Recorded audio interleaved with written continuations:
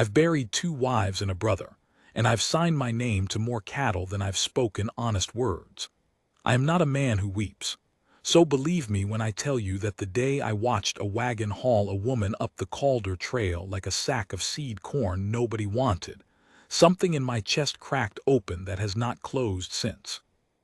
They called her barren.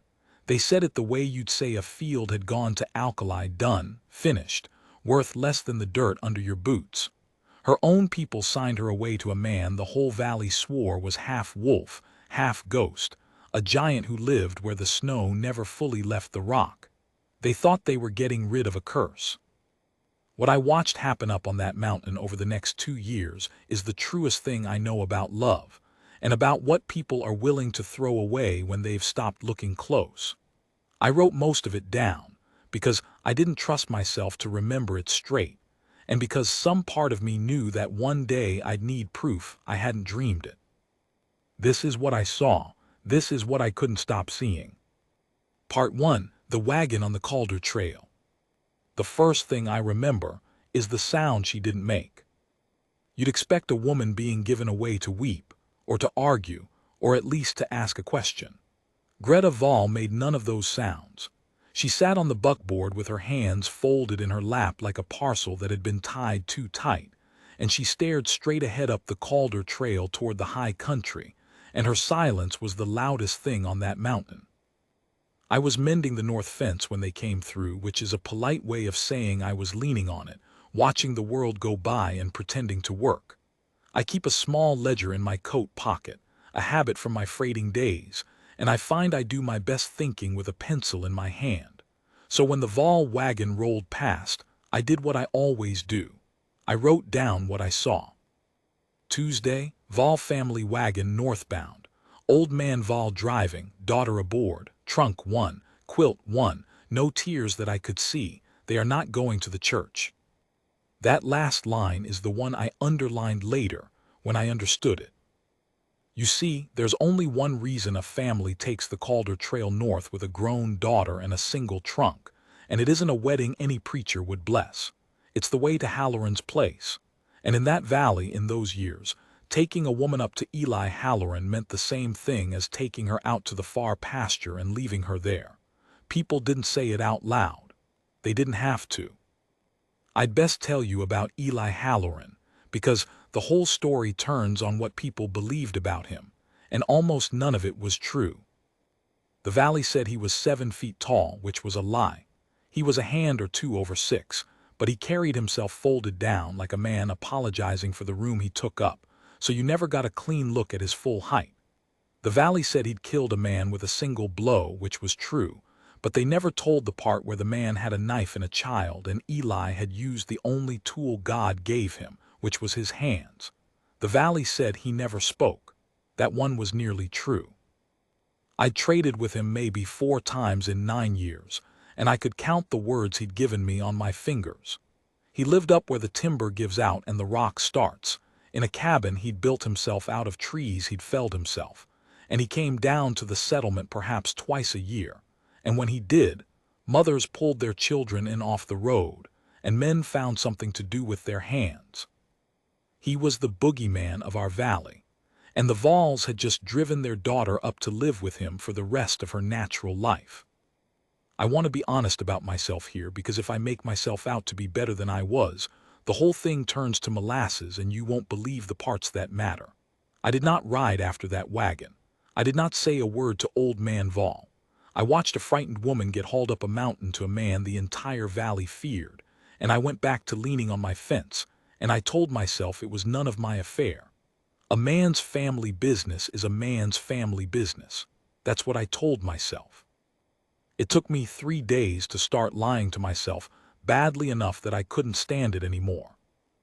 What I learned later, pieced together over 2 years, from the woman herself, from a Vall cousin who got drunk enough to talk, from the things Eli let slip in the rare moments his guard came down, was this. Greta Vall was 26 years old, which in our valley made her a spinster, and she had been married once before. Her first husband was a tidy little merchant named Brant down in the river settlement, and for 4 years she had kept his house and warmed his bed and given him no children. That was the whole of her crime.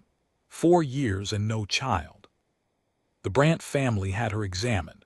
I won't dwell on what that meant for a woman in those days, only that it was done by men, with instruments, in a manner that left her with a horror of being touched that took Eli the better part of a year to gentle out of her. The men pronounced her barren. Brant put her aside, and Brant's people, being respectable, spread the word so thoroughly that not a man in 3 counties would have her, because who wants a wife who can't make sons to work the land? So she went home, and here is the part that I think about on nights I can't sleep. Her own family didn't want her either.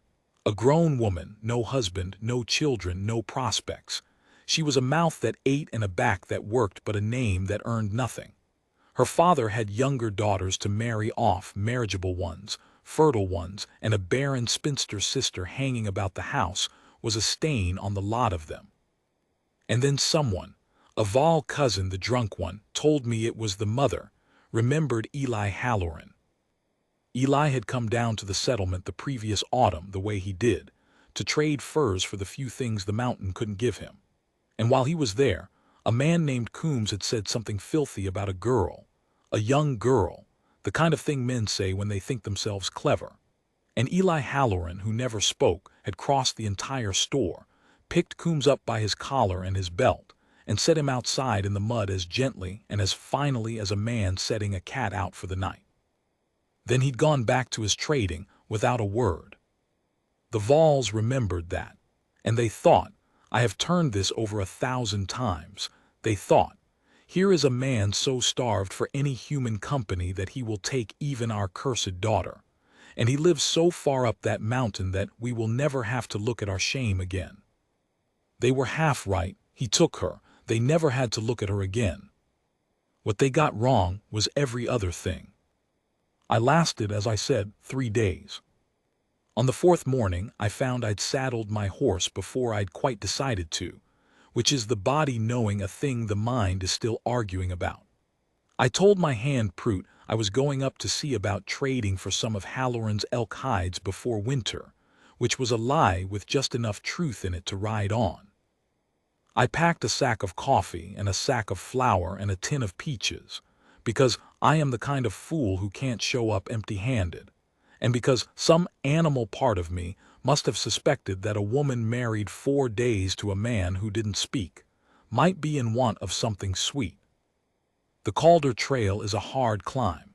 It switchbacks up through timber so old and close that the light comes down green, and the air gets thinner and colder with every mile until you break out above the trees into a country of gray rock and wind that never stops talking. I'd been up it before, but never with my heart going the way it was going. I kept rehearsing what I'd say, just passing, just neighborly, just trading. And underneath all of it, the real question, the one I couldn't make my mouth shape even alone on a mountain, is she alive? Have you hurt her? Are you what they say you are? I smelled the cabin before I saw it, wood smoke and pine pitch and something else, something that stopped me dead in my saddle. Bread. Somebody up there was baking bread. It is a small thing, I know, but I want you to understand what it did to me, the smell of baking bread on that cold gray mountain where I'd come braced for blood. You don't bake bread in a house of fear. You don't, in the first 4 days of a captivity, fill the air with the homeliest, warmest smell there is. I sat my horse on that last switchback and I breathed it in, and something in my chest that had been clenched for 4 days began, just barely, to unclench. And then I came around the rock and saw the 2 of them, and I forgot how to breathe altogether. He was on the roof. Eli Halloran was up on the roof of his cabin, this giant the valley feared, on his knees, fitting new shakes into a gap where the winter snows had stove it in.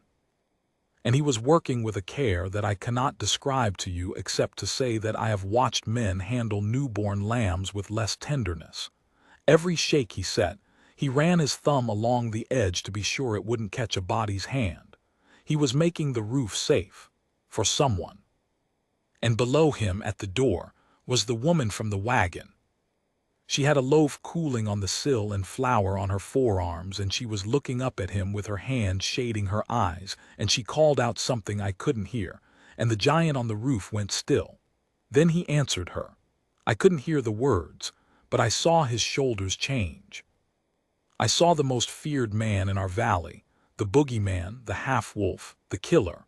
I saw him duck his head and go shy as a boy, because the woman they'd thrown away had said something kind to him, and he did not know what to do with it.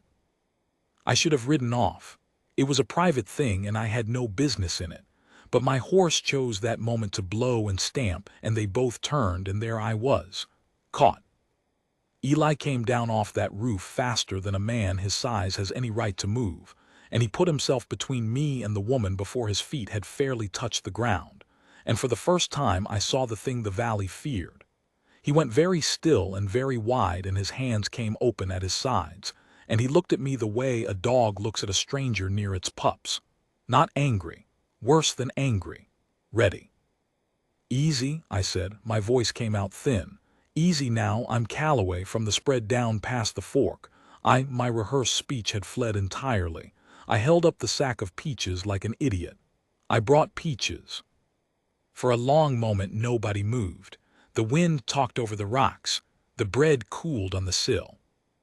Then the woman Greta stepped out from behind him, and she put one floury hand on his forearm, light as a bird landing, and she said, Eli, it's all right. He's brought peaches. And the giant looked down at that small hand on his arm, and the readiness went out of him all at once, like water out of a tipped bucket. He stepped back. He didn't speak, but he gave me the smallest nod a man can give and still call it a nod, and he gestured at the door, which I understood somehow to mean, you may come in, because she says so. I have thought a great deal in the years since about that hand on his arm, about how a woman thrown away as worthless had, in 4 days, become the one voice in the world that could turn that fearsome man gentle, about how the valley had it exactly backward. They thought she was the one who'd been saved from spinsterhood by a man desperate enough to take her. They never once considered that he might be the one who'd been saved. The inside of the cabin undid the last of my fear, and replaced it with a kind of shame I've never fully shaken. I'd expected a cave, a hole, the den of an animal. What I found was a home being made. There was a real floor swept clean. There were pegs on the wall, and Eli had carved each peg into the shape of a different animal, a bear, an elk, a fox, a rabbit, so that when you hung your coat it sat in the paws of something. There was a chair by the fire, a single chair, old and worn, and a second chair, raw and new, the wood still pale, that he was plainly building so that she would have a place to sit that was hers. He was building her a chair on the 4th day. And here is the detail that finished me, that I wrote down that night by my own fire with a hand that wouldn't hold quite steady. On the windowsill, in a tin cup, there was a fistful of the little blue mountain flowers that grow up in the high rock where almost nothing grows. You have to climb for those flowers. You have to want them. Some morning in those 4 days, this man had climbed the cold rock above his home and gathered the only soft and pretty thing that mountain offers, and he had put them in a cup on the sill, and he had said nothing about it, because saying things was not a country his tongue could travel to. He couldn't tell her she was welcome, so he had built her a chair and carved her a fox to hold her coat, and climbed a mountain for flowers, and made the roof safe for her hands, and filled the house with the smell of a place where someone is loved. Greta cut the bread. She gave me the heel, which is the best part, and she gave Eli the next slice, and she watched him eat it with a look on her face I didn't understand yet, a wary, disbelieving look, the look of someone who has been handed something they're certain will be snatched back. I caught Eli watching her too, between bites. The whole meal was the two of them watching each other when they thought the other wasn't looking, two people circling something neither one dared to name. I ate my bread. I drank the coffee I'd brought, and I made my excuses, because 3 is a crowd in a one-room cabin where something is trying to be born, and I rode back down the Calder Trail in the failing light with my mind in a roar. That night I wrote in my ledger for a long time. Most of it I've burned since, because it was a foolish man working out things he should have already known. But the last line I kept, and I've got the page still. They sent her up the mountain to be rid of her. I believe they have made the only good thing in 2 ruined lives. God forgive me for nearly doing nothing. I started finding reasons to go up that trail. I told myself it was the elk hides. Then I told myself it was the trade goods, that a man so far from the settlement needed a regular supply, and didn't I have flour to spare and salt to spare and time on my hands? I am, I have said, a liar of long practice, and the man I lie to most often wears my own boots. The truth was that I had seen something begin on that mountain, and I could not bear to be away from the watching of it. I had buried 2 wives. I had stopped, somewhere in the long gray of my middle years, believing that the thing between a man and a woman could be anything but duty and disappointment, and the slow grinding down of 2 people sharing a roof. And up on that cold rock, where nobody would ever think to look for it, I had stumbled onto proof that I'd been wrong. So I went up, once a week, then twice, and I watched them build it, slow and clumsy and beautiful, the way you'd watch 2 people who'd never been taught to dance try to learn the steps from each other. It did not go smooth. I want to be clear on that because there's a kind of story that makes love look easy, and that kind of story is a lie that does real harm. It was not easy for them. The barrenness was the wound she carried, and it did not stop bleeding just because she'd been moved to gentler ground.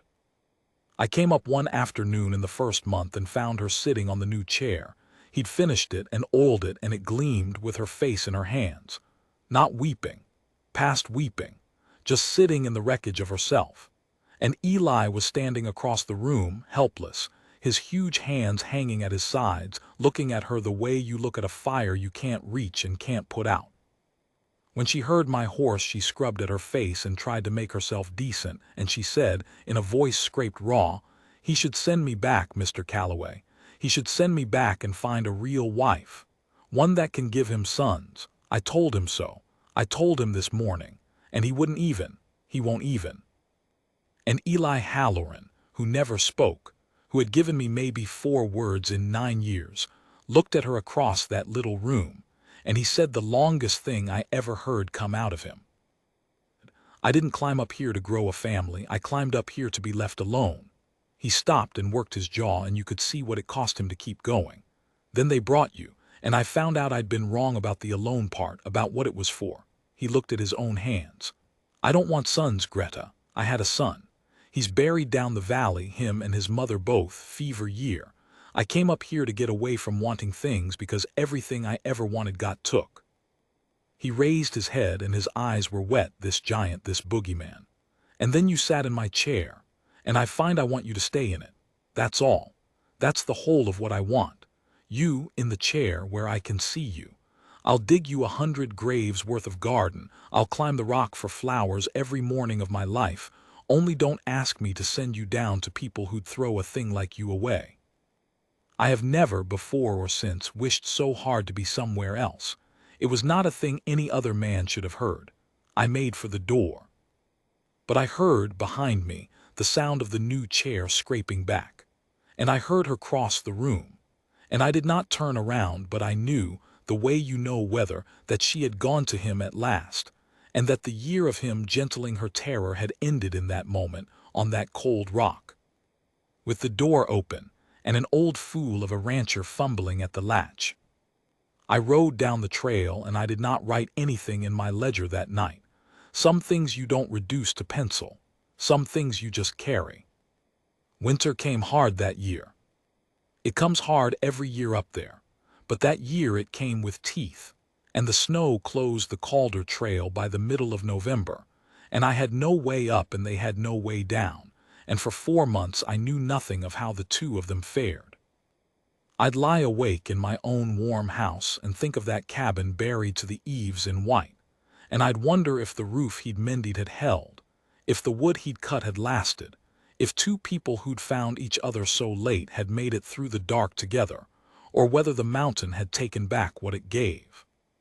I am getting ahead of myself. Winter is the next part of it, and the spring after that worse and better both. And there's a thing that happened with the snow melt that the whole valley still won't quite believe, that turned every cruel word they'd ever said about Greta Val back on them like a slap. But the light's going, and my hand's tired, and the rest of it needs telling careful or not at all. I'll only say this to carry you to the next part. When the trail finally opened in March and I rode up half frozen with the first coffee they'd seen since autumn, I came around that last switchback braced again for the worst. And I heard, on the thin cold air, over the wind that never stops talking on that rock, I heard her laughing. I'd never heard her laugh before, not once in all those autumn visits. And I sat my horse on the switchback and I listened to a woman they'd thrown away laughing on a mountain in the bright hard March light, and I thought, whatever the winter did, it did not beat them. Then I came around the rock, and I saw what she was laughing at, and I understood that the winter had done something none of us could have guessed. I came around the last rock with my reins in one frozen fist and the coffee tin in the other, and I saw what she was laughing at, and the tin slid out of my hand and rolled away down the slope, and I did not go after it.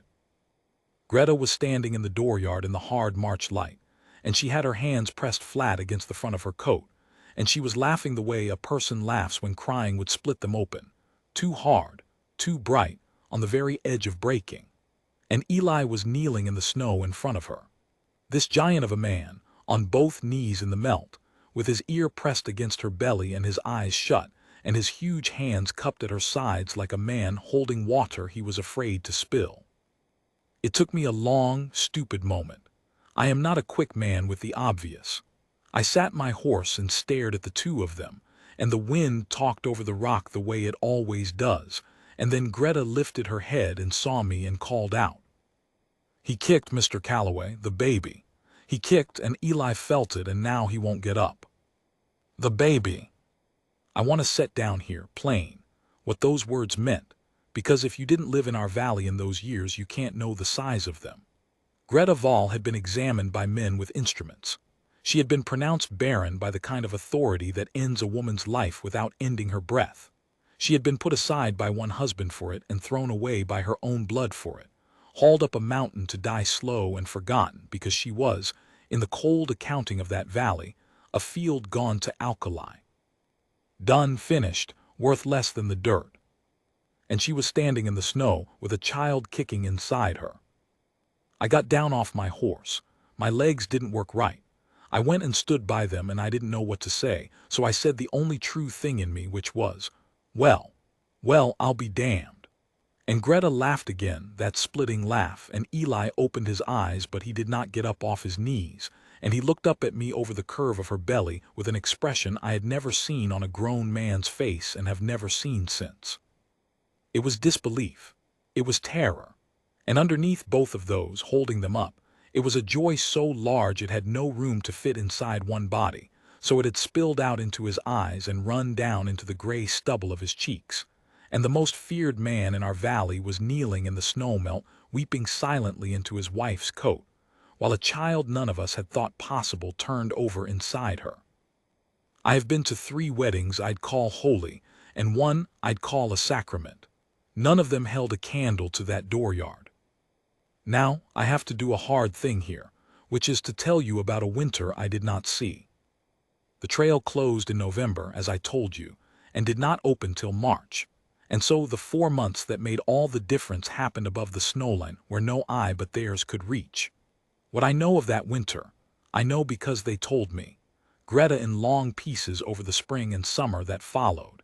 Eli in his short broken sentences that you had to wait for like rain in a dry month. And some of it I simply read in the changed way they were with each other when the trail opened.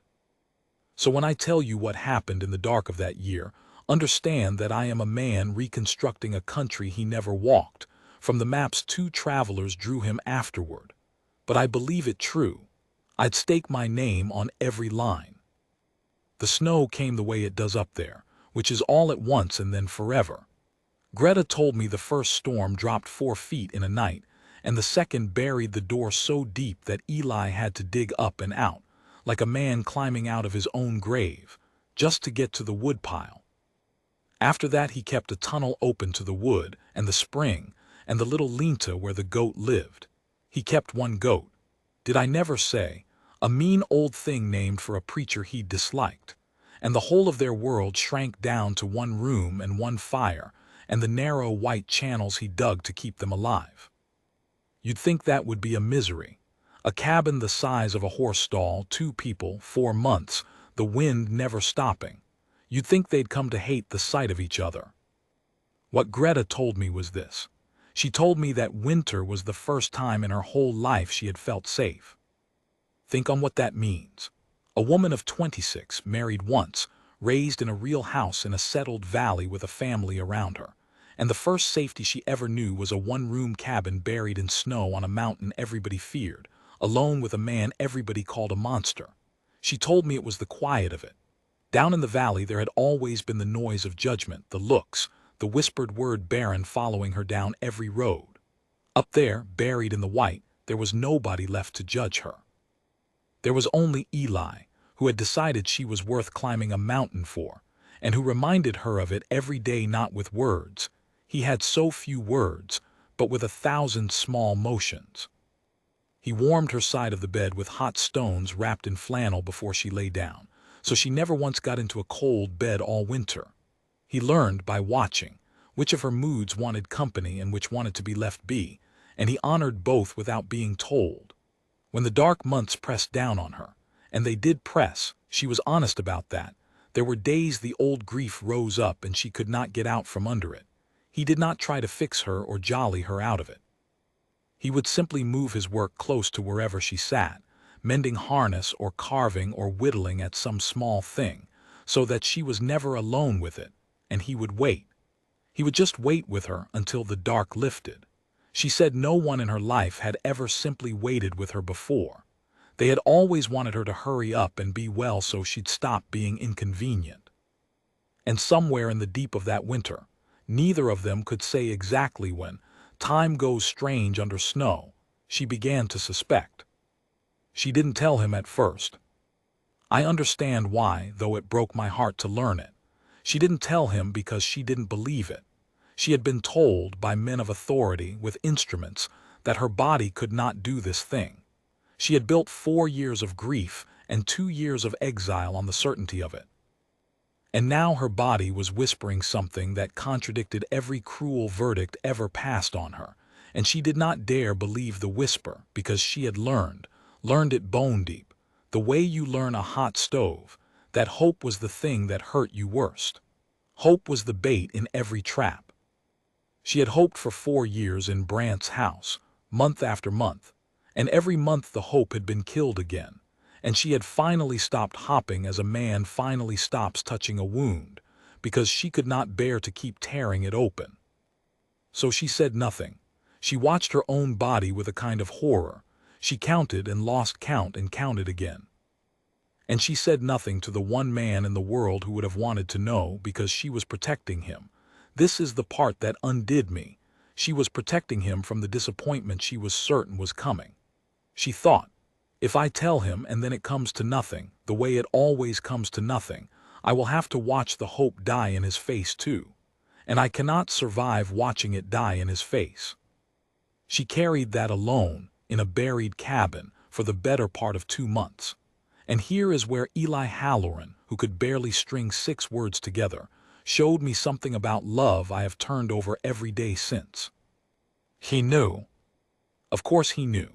He was a man who lived by watching, watched the weather, watched the game trails, watched the slow turning of the seasons on his rock until he could read them like print. He had spent the better part of a year watching Greta so close and so careful that he could tell her moods from the set of her shoulders across a dark room. Do you imagine such a man would not notice that his wife had stopped eating in the mornings and grown ravenous by night? That she pressed her hand to her own side when she thought he slept? That she had gone quiet in a new way, a holding her breath way, a way that was not grief? He knew, and he said nothing either. For the same reason she did. because he saw that she was afraid and he understood. This man who understood so little of words and so much of people. He understood that she needed to come to it in her own time, that to drag it into the light before she was ready would be to take from her the one thing she had never been allowed. The chance to choose her own hope, on her own day, at her own word. So the two of them lived through the deepest part of that winter, each carrying the same enormous secret, each protecting the other from it, neither speaking, the child growing in the silence between them while the snow piled to the windows and the goat complained, and the fire burned down and was built up and burned down again. I think about that often. Two people, alone in a buried room, both holding the same impossible joy, both too frightened of it to set it down on the table between them. There is a kind of love in that I don't have the schooling to name. It nearly ended in February. This is the part Eli told me, and it is nearly the only long thing he ever told me, and he told it badly, the way a man tells a thing that still has its hooks in him, going back and starting over, getting the order wrong, his big hands working at the air as if he could shape what his tongue couldn't. There was a thaw, false and cruel, the kind the mountain throws out in February to kill the hopeful. 2 days of sun, the snow going to slush and water, the channels he dug filling and running. And on the second day Greta went out to the spring for water. She was restless. She told me. The thaw had her restless. She wanted out of the room for one breath of moving air. And the slush over the ice gave way under her, and she went down hard on the slope below the spring, and slid, and could not stop, and fetched up against the rocks at the bottom with the wind knocked out of her and her ankle wrong beneath her, and the cold water soaking through to her skin. She told me she did not call out. She said her first thought, lying in the wet at the bottom of that slope, was, I have killed the baby. I never even told him, and now I have killed it, and it's the last thing I'll ever have. And she said the grief of that was so total that she simply lay there in the freezing water and could not make a sound, could not even weep, just lay there waiting to feel the thing inside her stop. But Eli came. He'd felt the change in the light, he said, or heard the slope go, or some animal knowing in him had simply lifted its head. He couldn't say what told him. He only knew he came out of that cabin and saw the broken slush and the marks of her sliding, and he went down that slope so fast he tore both palms open on the rock, and he got to her, and he saw the water soaking her through and her ankle turned the wrong way and the white shock on her face, and this is where his telling broke down. This is where the man who had no words ran entirely out of them and just sat there in front of me with his ruined storytelling and his eyes gone wet, his hands open in his lap, palms up, and I saw the white seams of the scars where the rock had opened them, healed crooked, 2 years later, still there. What he managed finally was this. He said, I carried her up, and she was cold, cold like the dead are cold, and she kept saying she was sorry, over and over, I'm sorry, and I didn't know what she was sorry for. I thought she meant the falling. He stopped. He looked at his torn palms. I got her in by the fire and got the wet off her and the stones in the bed, and I was rubbing the warm back into her, and she was crying now, finally crying, and she grabbed my hand. He closed his own scarred hand slowly, remembering it. She grabbed my hand and put it on her belly, and she said, I'm sorry, Eli. There was a baby. I think I've killed your baby. I should have told you. I'm so sorry. He sat with that a while. The fire popped. Outside the wind worked at the rock. And I felt it move, he said. Right then, right under my hand, the baby moved. He looked up at me and there was the whole of him in his face, everything he was laid bare. She thought she'd killed it, and it was alive under my hand the whole time she was sorry, and his voice failed. He tried again. I'd known for 2 months and never said. And she'd carried it alone, scared the whole time, thinking she had to protect me, and then she fell, and he shook his big head slowly. We did it wrong. Both of us. We loved each other so scared we near let it kill her. We swore after, no more not saying, whatever it is, we say it. He looked down at his hands again. I'm not good at the saying, but I swore it, and I've kept it. I believe he had. I believe that man, who came to me with maybe 4 words in 9 years, talked more to that woman in the years that followed than he'd talked in his whole life before, because he'd made a vow in a buried cabin to never again let love go silent enough to be dangerous. I've thought since that this is the truest definition of love I've got. Not the grand thing, not the climbing for flowers, though he did that too. The truest of it is two frightened people deciding, after they've nearly lost everything to their own silence, to say the hard thing out loud from now on. To stop protecting each other from the truth and start trusting each other with it. She didn't lose the baby. The ankle healed crooked. She walked with a small hitch the rest of the time I knew her, a little dip in her step, and Eli could not look at that hitch without his jaw going tight, because it was the mark of the day he nearly lost the both of them to a thaw. But the child held. The child held through the rest of that winter, through the long February dark and the March that came in like a knife, and somewhere in the deep of it, the two of them finally set the secret down on the table between them and looked at it together in the firelight. This impossible thing, this rebuke to every man who'd ever measured Greta Vahl and found her wanting. And they decided something. They decided it together in the snow, with months yet to go before the trail would open. They decided they would not send word down to the valley. I learned this later, and it took me a while to understand it, because my first thought was the small, mean human one. Don't they want to show them? Don't they want every soul who threw her away to know how wrong they were? And the answer, when Greta gave it to me, shamed that small thought right out of me. She said, "Those people decided what I was worth without ever once asking me. They weighed me and threw me away. And now you'd have me run down the mountain and wave this baby in their faces and say, look, I'm worth something after all." She had her hand on her belly when she said it. She always had her hand there that spring. But that's letting them keep the scales, Mr. Calloway. That's still letting them be the ones who say what I'm worth. And I'm done with their scales. This child isn't proof of anything to them. This child is mine and Eli's, and it belongs to this mountain, and they have no claim on it and no part in it, and they will not get to feel one drop of the joy they tried to take from me. Her voice didn't rise. It went very quiet and very level, which was worse. Let them go on thinking I died up here barren and forgotten. That's the death they sentenced me to. I'll let them keep believing in it. And I'll live up here with my husband and my child in the meantime, and they'll never know, and that's the only justice I want. Not their surprise, their ignorance, forever. But I didn't have an answer for that. I still don't, fully. There's a part of me that wanted the other ending, the loud one, the one where the valley is made to see. But the longer I've lived, the more I think Greta had the right of it. The loud justice is for the crowd. The quiet justice, the refusing to let your judges hold the scales anymore, the building of a whole good life in a place they thought was your grave, that one's for you. That one you get to keep.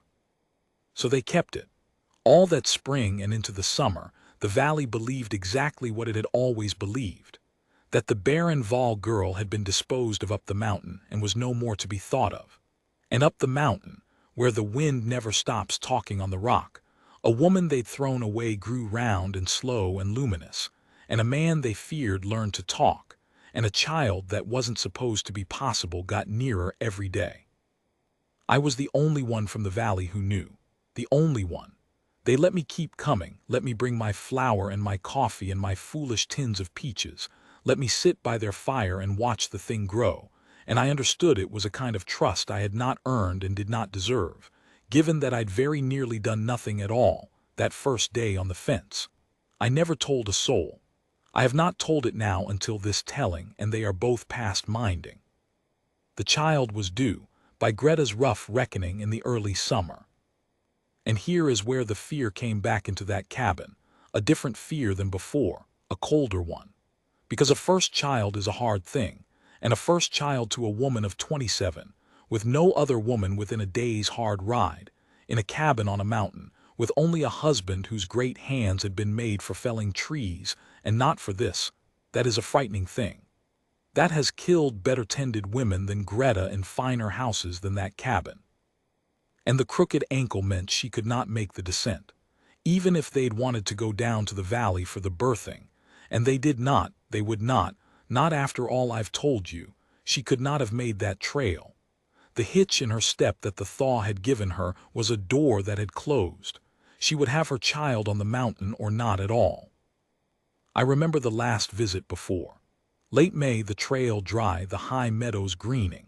I came up and Greta was huge and slow and tired, and Eli followed her with his eyes every second, the way he had from the first, but there was a tightness in him now, a held breath.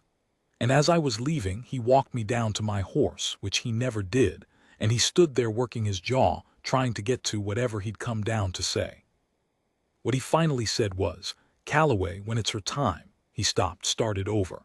"I don't know how the birthing, I've pulled calves and lambs and I know it goes wrong, I know how fast it goes wrong and his scarred hands opened. I can't lose her, you understand me, I cannot, I'd rather." He didn't finish that, he looked up at me. "Will you come when it's near? I know it's a lot to ask a man, but there's nobody else there's nobody else." And I, who had buried 2 wives, one of them in childbed, I, who knew exactly what he was asking and exactly how it could go, I looked at that frightened giant in the green May light, and I gave him my hand and I said I'd come. I said send the goat boy down when it started. There was a half-wild herding boy who ranged those slopes that Eli sometimes paid in salt, and I'd ride up the same hour, day or night, and I'd do what I could, which God knew might be little enough. I rode down that evening with my chest full of a thing I couldn't name. Dread and hope, twisted together so tight I couldn't pull one from the other. Because I'd seen this story before, the woman and the child and the long odds, and I knew how it could end, had stood at the foot of a bed and watched how it could end. And I knew that if it ended that way up on that rock, if the mountain that had given Greta the only safety she'd ever known turned around and took her in the giving of this child, it would not only be a woman lost, it would be the unmaking of the man who loved her. He told me himself he came up that mountain to get away from wanting things, because everything he'd ever wanted got took. And he had let himself want again, want enormously, want a wife and now a child. And if it got took from him too, this time, I did not think there would be enough left of Eli Halloran to bury. I have ridden the Calder Trail in the dark exactly once, and I would not do it again for any money on earth. A horse can't see those switchbacks in the black. A horse only knows the drop is there, and balks and quivers, and you have to talk it forward foot by foot over ground that falls away into nothing on your left hand while the timber crowds your right, and all the while your own gut is telling you to turn around and wait for light like a sane man. But there was no waiting. The goat boy had said 2 words and bolted back up ahead of me on his mule, and I'd thrown a saddle on in the dark and ridden out with a satchel of the few poor things I had: clean cloth, a flask of whiskey, a roll of waxed thread and a curved needle I prayed to God I'd not have to use. And I went up that mountain by feel and by terror, and somewhere in the worst of it I started talking to my first wife, who has been 20 years dead. And I asked her to help me not do to Greta what I could not save her from. I am not a praying man. I'll own that what I did on the Calder Trail that night was the closest I've come. I smelled the smoke before the dawn, that high, thin wood smoke, and then I broke out above the timber, and there was the cabin with light leaking yellow from every chink in it, every lamp and candle the place owned plainly lit, and even from the last switchback I could hear it. I could hear her. You don't forget the sound of a woman in hard labor. It got into me, that sound, the way it had gotten into me at the foot of another bed a long time before, and for one cowardly moment I sat my blowing horse on the rock and I did not want to go in. I did not want to be in that room. I did not want to watch it happen again. But that passed, the way the worst things do if you just keep breathing through them, and I got down and I went to the door, and Eli flung it open before I touched it. I have told you how the valley feared him. I have told you about the readiness in him, the wide stillness, the killer they all swore he was. None of that was in the man who opened the door. He was gray. He was shaking. This great calm mountain of a man was shaking like a green colt, and his eyes when they found me were the eyes of a man drowning who has just seen a rope. He didn't say anything. He just stepped back and let me in. And then he stood against the wall with his huge hands hanging useless and watched me cross to the bed where his wife was fighting for 2 lives. and I understood that for all his size and all his strength, he had come to the one place his strength could not follow, and it was killing him to be so big and so helpless at once. It went on a long time. I won't lay all of it out. Some of what happens in a birthing room belongs to the woman it happens to, and Greta is past being asked, but I'll honor her anyway. I'll tell you what you need to know to understand the rest of it. It went wrong the way I'd feared. The child was turned, not the worst way, but a hard way, and Greta had been at it for hours before I came, and she was tiring, and tiring is the thing that kills them. The pains kept coming and coming, and the child would not turn the corner, and Greta was soaked through and gray at the lips, and the long animal sound she'd been making had started to go thin and far away, and I knew that sound. I knew where that sound was traveling toward. I'd heard a voice take that road before and not come back. I did what little I knew. I'd helped at births. A man living the life I'd lived helps at more than he'd choose to, and I knew some of the old tricks for a turned child, the ways you can sometimes coax it, with patience and clean hands and a steadiness you have to fake when you don't feel it. I worked. The lamps burned. Eli held her hand and let her crush his and never made a sound except, every little while, her name. Just Greta, just the once low, like a man putting down something he was afraid to set on the ground. And there came a point, the gray hour, the hour before any light, the hour the old women call the leaving hour because it's when the tide of a person runs lowest. There came a point where Greta stopped fighting. She didn't faint. It was worse than fainting. She went still and clear-eyed and almost peaceful, the way they do when they've decided, and she got her breath, and she looked at Eli, and she said the thing I have prayed every night since that I had never had to hear. She said, "Eli, if it comes to it, the baby. You save the baby."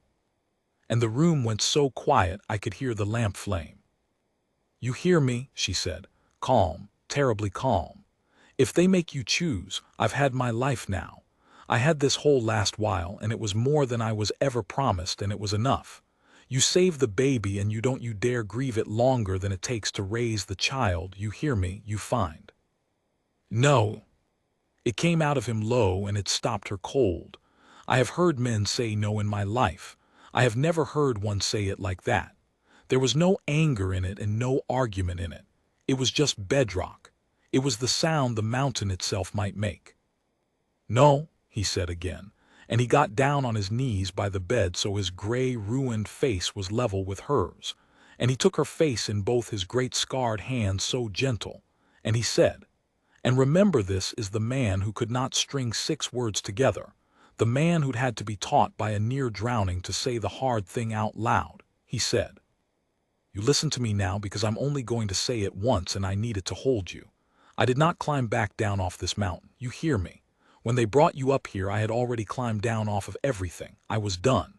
I was waiting to die slow, and I'd have been glad of it, and you climbed me back up. You, not the baby. There's no baby yet, there's just you, there's only ever been you. So you don't get to lie there and add up your life and decide it balances. It doesn't balance without you. There is no arithmetic on this earth where I let you go. I'm not built for that math. I never learned it, and I won't." His thumbs moved on her cheeks. "So you're not allowed to leave. I'm sorry. I know it's hard, and I know you're tired, and I'm asking you to do a thing that's almost too much. But you're not allowed. We say the hard thing now, you and me. We swore it, so here's mine, the hardest one I've got. Stay. Stay. I am asking you to stay, and I will never ask you for another thing as long as I live. Just stay." I have been quiet about a great deal in this telling. I have left things out. I will not leave out that I had to turn my face to the wall, because a thing was happening between those two that no third man should have witnessed, and I had witnessed it, and the only mercy I could offer was to give them my back for a moment and pretend a man my age still had the privacy of his own face. And Greta, God love her, God love that woman they threw away like spoiled seed. Greta drew one more breath, and then another, and I heard the sound of her come back up out of that faraway thin place, climbing back toward the lamps and the smoke and the man on his knees who would not let her go. She said so quiet I barely caught it, "All right, All right, you stubborn, all right. And then she gripped my arm with a strength I didn't know she had left, and she looked at me and she said, "Then help me, Mr. Calloway, right now, while I've still got it in me. Help me get our child born." She turned at the next pane. The child turned. I will not pretend I did it. I helped.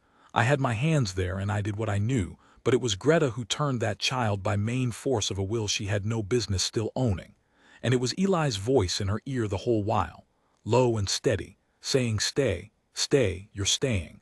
And somewhere in the cold gray nothing hour before the dawn, the impossible thing happened all at once the way the worst and best things do. A daughter.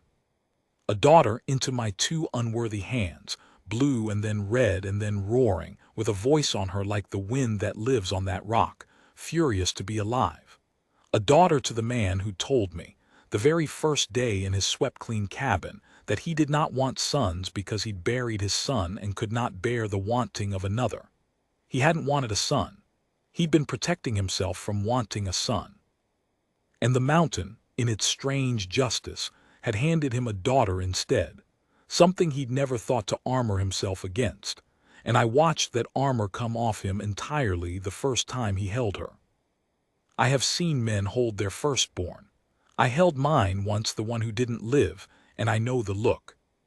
But Eli Halloran holding that daughter in his two huge hands, hands that the valley swore had killed a man, hands that had torn open on the rock going down a slope to save her mother. Those hands closed around that squalling red scrap of a girl, as if she were the last warm coal in a cold world.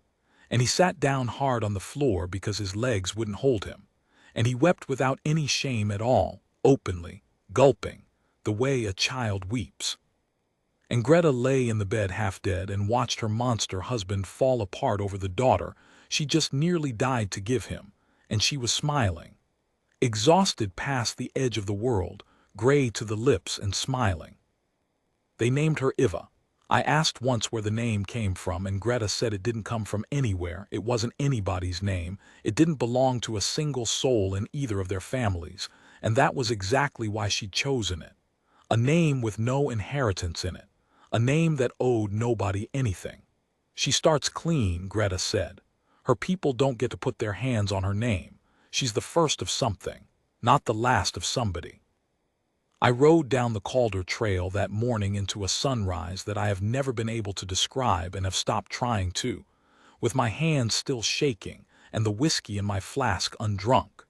Because in the end, I never needed the needle and never needed the thread and never needed anything but to be there, which I have come to think is most of what we're ever good for, the being there.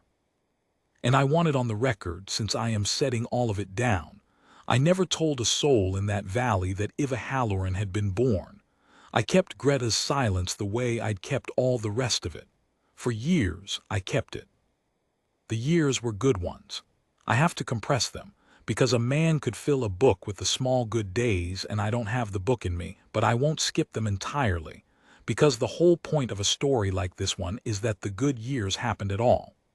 The valley had sentenced Greta to a slow, forgotten death on a barren rock, and instead she got years, real years, full ones. I watched Iva grow up wild and sure on that mountain, brown as a nut, fearless on the slopes that had nearly killed her mother, with Eli's stillness and Greta's tongue. A fearsome combination, let me tell you, a child who said little and missed nothing. I watched Eli teach her the game trails and the weather signs and the careful setting of a shake so it won't catch a body's hand. I watched him climb the high rock for those little blue flowers every spring of his life, the way he'd promised Greta in the first week. And now he climbed for two, a fistful for the windowsill and a smaller fistful that Iva would wear in her hair until they wilted and then refused to throw away.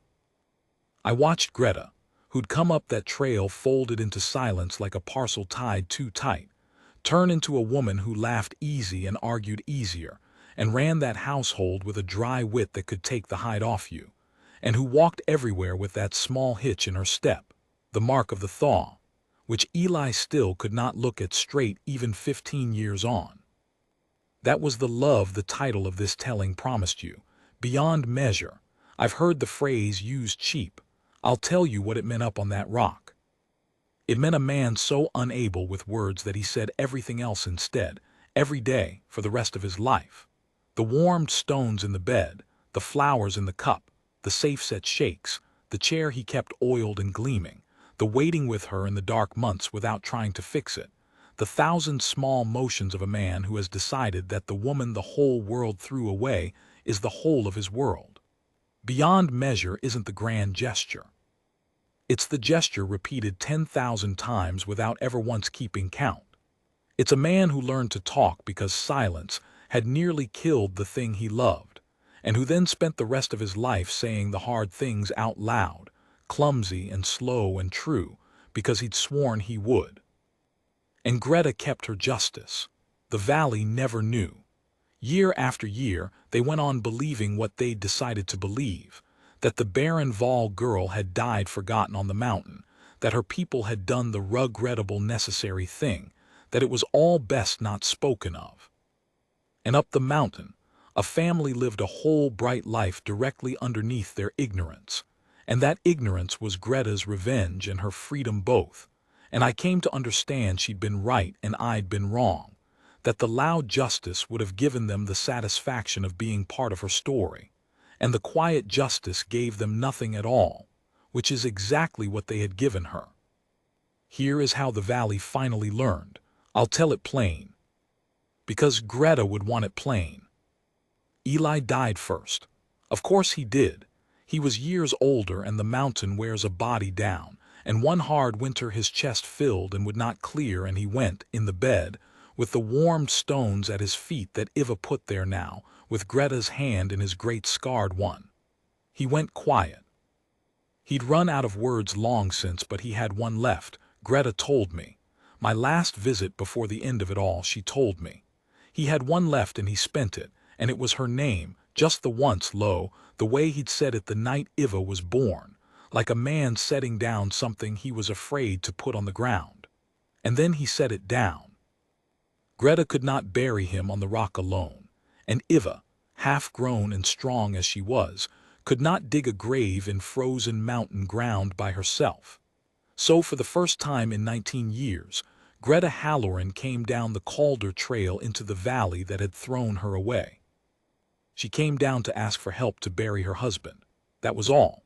She did not come down to be vindicated. She told me long ago she'd never give them that. But you cannot bury a man the size of Eli Halloran in frozen ground with 2 pairs of hands, and so she swallowed everything and came down, and she walked into that settlement on her hitching step with her near-grown daughter beside her, a tall girl, brown and still and watchful, with the Vol bones plain in her face for anyone who cared to look. And the valley saw. They saw the woman they'd buried in their minds 19 years before walking alive among them. They saw that she had not died forgotten and barren on a rock. They saw the daughter at her side, the impossible daughter, the living rebuttal of every cruel verdict ever passed, the proof that the field they'd written off as alkali had borne a whole life while their backs were turned. They saw it all in a single street on a single gray morning, and Greta did not say one word about any of it. She did not gloat, and she did not weep, and she did not explain. She asked, in a level voice, whether there were men who would help her bury her husband. And then she stood there in her old grief and her terrible dignity and let them look, and let them do the arithmetic themselves, and let the knowing of what they'd done settle over that valley like the snow that was starting to come down. Her own mother was still living. I'll tell you only that the 2 women looked at each other across that street, and that no one ever learned what passed in that look, because Greta turned away from it before her mother could find a single thing to say. They buried Eli up on his mountain, in the high rock near where the little blue flowers grow, so he wouldn't have far to climb. Half the valley came up to do it in the end, some out of shame, I think, and some out of a fear that had finally turned itself inside out into something like awe. I came too. I am an old man now, and the Calder Trail is hard on me, but I came, and I stood at the grave of the gentlest man I ever knew, the man they'd called a monster, and I watched his widow and his daughter not weep, because they'd decided to do their weeping in private and give the valley nothing, not even that. Greta lived on up there a good while yet, with Iva, and then Iva grew and married a man from over the divide. A quiet one. She'd had her fill of quiet men and would not have any other kind. And there are children now, on that mountain, Eli and Greta's grandchildren, who play on the slopes that nearly killed their grandmother and run their small thumbs along the safe-set edges of shakes their grandfather laid before they were born. Greta is gone now too. I sat with her at the end, the way she'd let me sit by their fire all those years, and the last thing she said to me, clear as anything, was not about Eli and not about Iva. She looked at me and she said, "You came up the mountain, Mr. Calloway, the first one. Out of the whole valley you came up." And I started to tell her the truth, that I'd very nearly done nothing, that I'd leaned on my fence for 3 whole days and lied to myself, that I deserved no credit at all. And she put up her hand, the way she had that first day on the giant's arm, light as a bird landing, and she stopped me. She said, "I know all that. You think I didn't know all that. You came up anyway. The leaning on the fence isn't the part that counts. The coming up is the part that counts. Most never come up at all." I keep my ledger still. An old habit. A man does his best thinking with a pencil in his hand. I have written all of this down now, every part of it, against the day my own memory goes the way the rest of me is going, and because somebody ought to know it true, not the valley's version, the buried and forgotten version, but the true one. That a family weighed a woman and threw her away as worthless. That a man the whole world feared climbed the high rock for flowers and warmed the stones in her bed and loved her beyond any measure there is. That she did not die forgotten on a barren mountain. She lived. She laughed. She turned a child by the force of her own will in the leaving hour, and she raised that child clean and free, and she let her judges keep their ignorance to the last, which was the only justice she ever wanted and the cruelest one she could have chosen. I am the last one left who was there. When I go, this ledger is all of it that will remain. I find I don't mind that as much as I thought I would. Some things were never meant for the valley anyway. The wind still never stops talking up on that rock. I went up one last time in the fall, knowing it for the last time, and I sat by the 3 graves in the high country where the little blue flowers grow, and I listened to it a long while, and I thought I had it almost figured out, what the wind was saying after all these years.